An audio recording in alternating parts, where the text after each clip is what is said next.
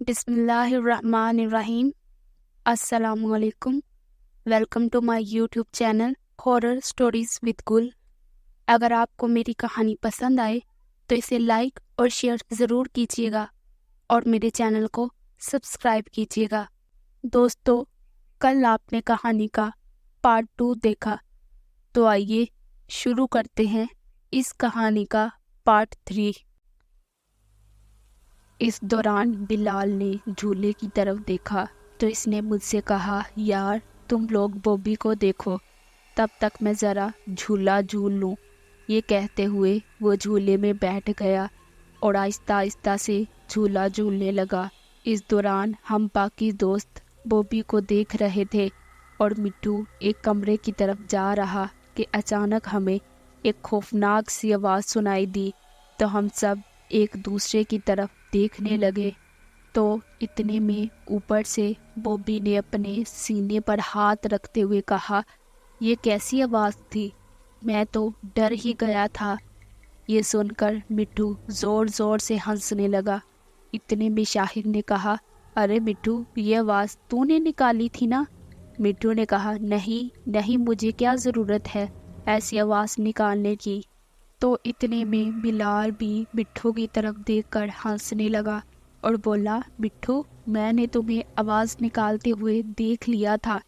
یہ سن کر مٹھو پھر سے زور زور سے ہنستے ہوئے کہنے لگا، ہاں یار، میں نے ہی نکالی تھی، لیکن ذرا اوپر تو دیکھو، بوبی صاحب کا ایک رنگ آ رہا ہے اور ایک جا رہا ہے۔ یہ کہنے کے بعد مٹھو نے بوبی کی طرف دیکھتے ہوئے کہا، ارے کہیں اوپر ہی تیری پینٹ گیلی نہ ہو جائے، ذرا دھیان سے بائی۔ یہ سنتے ہی بوبی نے ہاں میں سر ہلاتے ہوئے کہا، او کمینے، تیری اس حرکت کی وجہ سے میں اوپر سے گرنے والا تھا۔ دیکھ، اب بھی میرے ہاتھ پاؤں کانپ رہے ہیں۔ ذرا مجھے نیچے آنے دے، پھر تجھے میں بتاتا ہوں پینٹ کس کی گیلی ہوتی ہے۔ ذرا میں پتنگ اتار لوں ایک بار۔ بوبی کی یہ بات سن کر ہم سب بھی زور زور سے ہنسنے لگے۔ اتنے میں بوبی نے مٹھو کی طرف دیکھتے ہوئے کہا، یار اب ڈرامہ نہ کرنا، مجھے پتنگ اتارنے دے۔ یہ کہتے ہوئے بوبی پھر سے پتنگ کے قریب جانے لگا۔ ابھی وہ پتنگ پکڑنے ہی والا تھا کہ پھر سے خوفناک سی چینخ کی آواز سنائی دی، تو سبھی دوست مٹھو کی طرف دیکھنے لگے، لیکن مٹھو اس بات سے انجان ہو کر ادھر ادھر دیکھ رہا تھا۔ اتنے میں بوبی نے غصے سے مٹھو کی طرف دیکھتے ہوئے بولا، اب اپنا منہ بند کر لے، ورنہ میں نیچے آ کر تیرا منہ توڑ دوں گا۔ یہ سنتے ہی مٹھو حیرت انگیز نظروں سے ہماری طرف دیکھتے ہوئے بولا، یار تم سب لوگ مجھے ایسے کیوں دیکھ رہے ہو؟ میرا یقین کرو، اس بار یہ میں نے نہیں کیا، دیکھو میں تمہارے پاس ہی تو کھڑا ہوں۔ مٹھو کی یہ بات سن کر ہم سب حیرانی سے ایک دوسرے کی طرف دیکھنے لگے، لیکن ہمیں سمجھ نہیں آ رہا تھا کہ اگر مٹھو نے یہ نہیں کیا تو پھر وہ کس کی آواز تھی۔ ابھی ہم یہ سوچ ہی رہے تھے، اتنے میں اچانک بلال کا جھولا تیز تیز ہلنے لگا، جیسے کہ کوئی بلال کو تیزی سے جھولا جھولا رہا ہو۔ جبکہ بلال گھبراتا ہوا اپنے آگے پیچھے دیکھ رہا تھا۔ ابھی ہم بلال کی طرف ہی دیکھ رہے تھے کہ اچانک بوبی بھی چیخنے لگا اور ڈرے ہوئے انداز میں جلدی سے درخت سے نیچے اترنے لگا، تو اچانک اس کا پاؤں شاخ سے پھسل گیا اور وہ باقی شاخوں سے الجھتا ہوا نیچے آ کر گرا اور درد سے چلانے لگا۔ ہم نے جلدی سے اسے اٹھایا تو وہ بری طرح کانپتا ہوا درخت کے اوپر دیکھ رہا تھا۔ پھر بوبی نے ہماری طرف دیکھتے ہوئے اپنی کانپتی ہوئی انگلی سے درخت کے اوپر کی طرف اشارہ کرتے ہوئے بولا، وہ وہاں اوپر کوئی ڈراؤنی سی عورت ہے۔ یہ کہتے ہوئے بوبی آہستہ آہستہ سے اس طرف دیکھتے ہوئے پیچھے ہٹنے لگا۔ یہ سنتے ہی ہم سب دوست اس کے اشارے کی جگہ پر دیکھنے لگے، لیکن ہمیں وہاں کوئی دکھائی نہیں دے رہا تھا۔ پھر ہم نے واپس بوبی کی طرف دیکھا تو اس وقت بوبی کے چہرے، گردن اور بازوؤں پر بہت سی خراشیں لگی ہوئی تھی جن سے خون بہنے لگا تھا، لیکن شاید خوش قسمتی سے اس کی ہڈیاں فریکچر ہونے سے بچ گئی تھی۔ اتنے میں شاہد نے بوبی سے کہا، کون ہے وہاں؟ لیکن بوبی مسلسل ڈرتے ہوئے وہاں سے پیچھے ہٹتا ہوا کہہ رہا تھا کہ وہاں کوئی ڈراؤنی سی عورت ہے، وہ ساتھ والے درخت پر بیٹھی ہوئی ہے۔ ابھی بوبی نے اتنا ہی کہا تھا کہ اچانک پھر سے خوفناک سی چیخ سنائی دی۔ اسی دوران بلال نے چیختے ہوئے کہا، یار کوئی اس جھولے کو روکو، یہ رک نہیں رہا۔ یہ سنتے ہی ہم نے بلال کی طرف دیکھا تو وہ گھبراہٹ میں ہماری طرف دیکھ رہا تھا، کیونکہ اس وقت بلال کا جھولا بہت تیزی سے ہل رہا تھا، جس کی وجہ سے بلال اس جھولے سے اتر نہیں پا رہا تھا۔ یہ دیکھتے ہوئے نومی اور میں جلدی سے بلال کی طرف بڑھنے لگے تو اچانک ہمیں بلال کے پیچھے بہت ہی خوفناک چہرے والی عورت دکھائی دی، جو کہ بلال کے جھولے کو زور زور سے دھکا دے رہی تھی۔ اس کا چہرہ بہت ہی بڑا اور پوری طرح سے کالا تھا، اور اس کی بڑی بڑی خوفناک آنکھوں میں سیاہ پتلیاں ہی نہیں تھی، جس کی وجہ سے اس کی آنکھیں پوری کی پوری سفید لگ رہی تھی۔ اسے دیکھتے ہی ہمیں ایک دم جھٹکا سا لگا اور ہم ڈرتے ہوئے اسی جگہ پر رک گئے اور فوراً ہمارے رونگٹے کھڑے ہو گئے۔ ایسا محسوس ہو رہا تھا کہ جیسے ہمارے ہاتھوں پیروں سے جان ہی نکل گئی ہو۔ وہ عجیب طریقے سے گراتی ہوئی بلال کو زور زور سے جھولا جھلا رہی تھی کہ اچانک بلال نے مڑ کر اپنے پیچھے دیکھا تو بلال نے ڈر کر چلتے ہوئے جھولے سے چھلانگ لگا دی، لیکن جھولا اس وقت بہت اونچا تھا تو بلال بہت بری طرح سے زمین پر آ کر گرا، جس کی وجہ سے اس کا سر زمین پر پڑے ایک پتھر سے ٹکرا گیا اور اس کا سر پھٹ گیا اور اس کے سر سے بھی بہت خون بہنے لگا۔ یہ سب دیکھتے ہوئے مٹھو اور شاہد نے جلدی سے بلال کو اٹھایا، پھر شاہد نے جلدی سے اپنی شرٹ اتار کر اسے بلال کے سر پر باندھ دی۔ اسی وقت وہ خوفناک عورت کہیں غائب ہو گئی۔ اس دوران میں اور نومی دوڑ کر شاہد کے پاس جا کر بلال کو دیکھنے لگے تو اتنے میں درختوں کے پتوں میں عجیب سی ہلچل سنائی دی، جس کی وجہ سے درختوں کی شاخیں تیزی سے ہلنے لگیں۔ یہ دیکھتے ہوئے بوبی نے کہا، وہ آ رہی ہے، بھاگو یہاں سے۔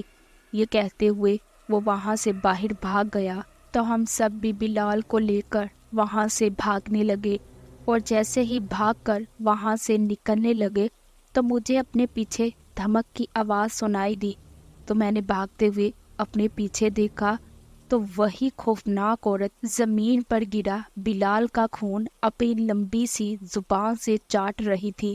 یہ دیکھتے ہی میرا دل ہی دہل گیا اور میں تیزی سے دوڑتے ہوئے سب سے آگے نکل گیا، اور باہر جاتے ہی نومی نے کہا، یار وہ عورت کہاں سے آئی تھی؟ کتنی ڈراؤنی شکل تھی اس کی، مجھے تو اب بھی خوف آ رہا ہے۔ شاہد نے کانپتے ہوئے کہا، یار مجھے تو اب بھی یقین نہیں ہو رہا کہ ہم نے اتنی بھیانک چیز دیکھی ہے۔ یہ کہتے ہوئے شاہد کے دانت بج رہے تھے، کیونکہ بنا شرٹ کے اس کو شدید سردی لگ رہی تھی، لیکن وہ پوری پسینے سے بھیگا ہوا تھا اور خوف کی لہر اس کے چہرے سے صاف دکھائی دے رہی تھی۔ اتنے میں مٹھو نے میرا ہاتھ پکڑ کر کہا، تجھے بھی ڈر لگا نا؟ لیکن اس وقت میری ہمت ہی نہیں ہو رہی تھی کہ میں کچھ بھی بول سکوں۔ ایسا لگ رہا تھا کہ جیسے کسی نے میری زبان ہی بند کر دی ہو، اس لیے میں نے ہاں میں ہلا دیا اور تیز تیز اپنے دوستوں سے آگے چلنے لگا۔ ابھی ہم اس گلی سے نکلنے ہی والے تھے کہ ہماری نظر بوبی پر پڑی، جو کہ ماجد بھائی کو ساتھ لے کر ہماری طرف آ رہا تھا۔ انہیں سامنے دیکھ کر ہمیں سکون ہو گیا، اور ماجد بھائی نے پاس آ کر پوچھا، تم سب ٹھیک تو ہو؟ شاہد تمہاری شرٹ کہاں ہے؟ یہ کہتے ہوئے ماجد نے بلال کی طرف دیکھا تو کہنے لگے ارے کیا ہوا اس سے؟ شاہد نے کہا بھائی اس کا سر پھٹ گیا ہے۔ یہ سنتے ہی ماجد نے بوبی کی طرف دیکھا اور پھر واپس شاہد کی طرف دیکھتے ہوئے کہا مجھے کچھ بتا کیوں نہیں رہا؟ بوبی بھی بری طرح زخمی ہے اور بلال کا بھی سر پھٹا ہوا ہے۔ شاہد نے کہا بھائی بوبی نے آپ کو بتایا نہیں؟ ماجد نے کہا نہیں، یہ تو بری طرح سے گھبرایا ہوا میرے پاس آیا اور کہنے لگا کہ تم سب لوگ مشکل میں ہو، اس لیے میں اس کے ساتھ یہاں آیا ہوں۔ شاہد نے کہا بھائی بات تھوڑی عجیب ہے۔ یہ سنتے ہی ماجد نے حیرت سے ہم سب کی طرف دیکھتے ہوئے کہا کیا بات ہے، جلدی بتاؤ مجھے۔ یہ سنتے ہی شاہد نے پہلے پلٹ کر اس گھر کی طرف دیکھا اور پھر واپس ماجد کی طرف دیکھتے ہوئے کہنے لگا بھائی گھر چل کر بتاتے ہیں۔ ماجد نے کہا ہاں ہاں ٹھیک ہے چلو، لیکن پہلے بلال کو ڈاکٹر کے پاس لے کر جانا ہے۔ اس کے بعد ماجد بھائی اور ہم سب بلال کو ڈاکٹر کے پاس لے گئے۔ پھر وہاں سے فارغ ہو کر ہم سب دوست شاہد کے گھر بیٹھ گئے تو اس کے بعد سب نے ہمارے ساتھ ہوئے اس واقعے کے بارے میں ماجد بھائی کو بتایا تو وہ شاہد کی طرف غصے سے دیکھتے ہوئے بولے میں نے تم سے کہا تھا نا کہ وہ عورت کوئی شیطانی چیز ہے، شکر کرو کہ تم لوگ وہاں سے زندہ بچ کر نکل آئے، ورنہ وہ تمہارے ساتھ مزید برا کر سکتی تھی۔ ایسی چیزوں کا کوئی بھروسہ نہیں ہوتا۔ ابھی ماجد یہ بات کر ہی رہا تھا کہ اس کے ابو بھی وہاں آ گئے تو انہوں نے بلال کے سر پر بندھی ہوئی پٹی دیکھ کر کہا ارے اسے کیا ہوا؟ ابھی صبح تو یہ بچہ بالکل ٹھیک تھا۔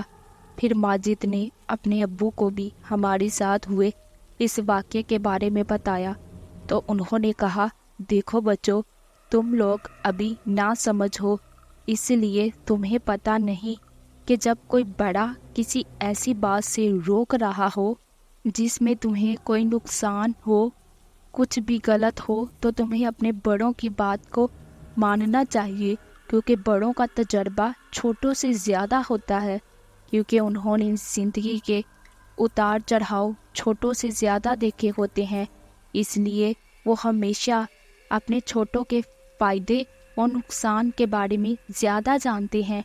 اس لیے جہاں تک ہو سکے اپنے ماں باپ، بڑے بزرگوں اور بڑے بھائیوں کی بات کو کبھی نظر انداز نہ کرو۔ یہ جو ابھی ماجد نے مجھے بتایا، میں اس کی بات سے اتفاق کرتا ہوں، کیونکہ اس سے پہلے میرے کزن ججی کے ساتھ بھی کچھ ایسا ہوا تھا، لیکن اس وقت مجھے اس کی بات پر یقین نہیں آیا تھا، کیونکہ تب بہت سے لوگ اس بات سے اتفاق نہیں کر رہے تھے، لیکن میں نے بھی اس کی بات پر زیادہ غور نہیں کیا تھا۔ لیکن پھر ایک رات مجھے بھی اس قسم کی چیز اس بند گلی میں نظر آئی تھی، لیکن مجھے معلوم تھا کہ میری بات پر یہاں آس پاس کے لوگوں نے یقین نہیں کرنا، اس لیے میں نے کسی سے کچھ نہیں کہا۔ لیکن میں نے ماجد بھائی کو سمجھایا تھا کہ تم خود بھی اس جگہ جانے سے پرہیز کرو اور شاہد کو بھی وہاں کھیلنے سے روکا کرو، کیونکہ میں تو سارا دن کام پر ہوتا ہوں، تو ایسے میں تم اپنے بھائی کا خیال رکھا کرو۔ لیکن شاہد نے اس کی بات نہیں مانی اور اپنے ساتھ تم لوگوں کو بھی مشکل میں ڈال دیا، جس کا نتیجہ تم لوگوں کے سامنے ہے۔ انکل کی یہ بات سنتے ہی میں نے کہا انکل آپ ہمیں بھی بتائیں نا، آپ نے وہاں کیا دیکھا تھا؟ تو انکل نے کہا ایک رات میں کھانا کھانے کے بعد اپنی چھت پر ٹہل رہا تھا کہ اچانک مجھے کسی کے گھر آنے کی آواز سنائی دی، تو میں نے چونک کر ادھر ادھر دیکھا، لیکن مجھے کچھ دکھائی نہیں دیا۔ پھر اچانک آواز دوبارہ سے آئی تو مجھے محسوس ہوا کہ وہ آواز اس بند گلی کی طرف سے آئی ہے، تو میں نے فوراً دیوار کے پاس جا کر اس گلی میں دیکھا تو مجھے کوئی عورت گلی میں ٹہلتی ہوئی دکھائی دی، جس کا قد کافی بڑا تھا اور اس کی آنکھیں رات میں آگ کی طرح چمک رہی تھیں۔ ابھی میں اس کو دیکھ ہی رہا تھا کہ اچانک اس نے میری طرف دیکھ لیا اور وہ میری طرف دیکھتے ہوئے مزید کرانے لگی، اور پھر اس کا قد اتنا لمبا ہو گیا کہ میں اس کو نیچے دیکھنے کی بجائے بالکل اپنے سامنے دیکھ رہا تھا، جیسے کہ میرے سامنے کوئی بجلی کا بڑا سا کھمبا آ گیا، کیونکہ اس کا چہرہ بالکل ہماری چھت کی دیوار کے پاس آ گیا تھا، اور وہ مجھے آنکھیں پھاڑے گھور رہی تھی۔ یہ دیکھتے ہی میری حالت خراب ہونے لگی، میرے رونگٹے کھڑے ہو گئے اور میرے پورے جسم پر خوف طاری ہو گیا، تو میں جلدی سے آیت الکرسی پڑھنا شروع کر دی اور بھاگ کر چھت سے نیچے آ گیا۔ لیکن اس رات خوف سے مجھے بہت تیز بخار ہو گیا، اور پھر میں پورے 5 روز تک بخار میں پڑا رہا، لیکن اس کے بعد میں نے دوبارہ کبھی بھی اسے دیکھنے کی جستجو نہیں کی، کیونکہ ضروری نہیں کہ ہر بار تمہاری قسمت اچھی رہے۔ تو بچوں، اب دوبارہ وہاں جانے کی غلطی نہ کرنا، کیونکہ جیسے ہم ان چیزوں کو اپنے درمیان نہیں دیکھنا چاہتے، ویسے ہی وہ چیزیں بھی ہمیں اپنی بسیرے کی جگہ پر برداشت نہیں کرتی۔ تو بہتر ہے کہ ہمیں اپنی حد میں ہی رہنا چاہیے، اور جہاں ویران جگہ پر ایسی چیزوں کا بسیرا ہو وہاں سے کنارہ کشی ہی کرنی چاہیے، اور اگر اس جگہ کسی وجہ سے جانا بھی پڑے تو ہمیشہ آیت الکرسی پڑھتے ہوئے جانا چاہیے۔ انکل کی یہ بات سنتے ہی ہم نے جی انکل، اب ہم دوبارہ کبھی اس جگہ نہیں جائیں گے۔ اس کے بعد ہم میں سے کوئی بھی دوبارہ اس بند گلی میں کھیلنے نہیں گیا۔ دوستو، امید کرتی ہوں کہ آپ کو آج کی کہانی پسند آئی ہوگی۔ اب ملتے ہیں کسی نئی کہانی کے ساتھ، تب تک کے لیے اللہ حافظ۔